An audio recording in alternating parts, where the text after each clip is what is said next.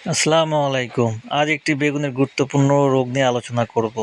কারণ বেগুনে সবচেয়ে বেশি রোগ পোকামাকড় হয়ে থাকে। আর বেগুন এমন একটি ফসল, যদি একে প্রথম থেকে পর্যায়ক্রমে মাটি থেকে চারা এবং চারা থেকে বৃদ্ধি পর্যায় পর্যন্ত ফলন নেওয়া পর্যন্ত যদি পরামর্শ না নেওয়া যায়, তাহলে বেগুন চাষ করা সম্ভব হয় না। সেক্ষেত্রে পরামর্শ এই যে, জমি তৈরির ঠিক 7 থেকে 10 দিন আগে ডলচুন বা ডলোমাইট ছিটাই দিবেন বিঘাতে 50 কেজি।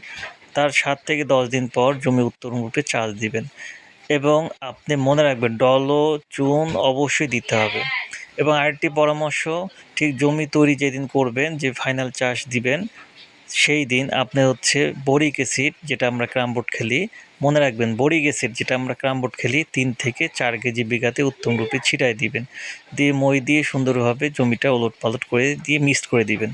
এরপর আপনার প্রয়োজনীয় সার দিয়ে বেড থেকে বেগুনের চারা রোপণ করবেন এবং বেগুনের চারা রোপণের ঠিক 7 থেকে 10 দিন পর মনে রাখবেন অ্যান্ট্রাকল, নইন, অটোস্টিন এর সঙ্গে চিলেটের জিঙ্ক অবশ্যই স্প্রে করবেন। তার টিকা হিসেবে কাজ করবে, রোগ প্রতিরোধ ক্ষমতা বাড়বে, গাছের চেহারা ভালো থাকবে। আরেকটি বিষয় লক্ষ্য রাখবেন, যদি নেতিয়ে যায় বা প্যারালাইসিস হয় বা মারা যায়, একটি ডাল আপনি ভেঙে নেবেন।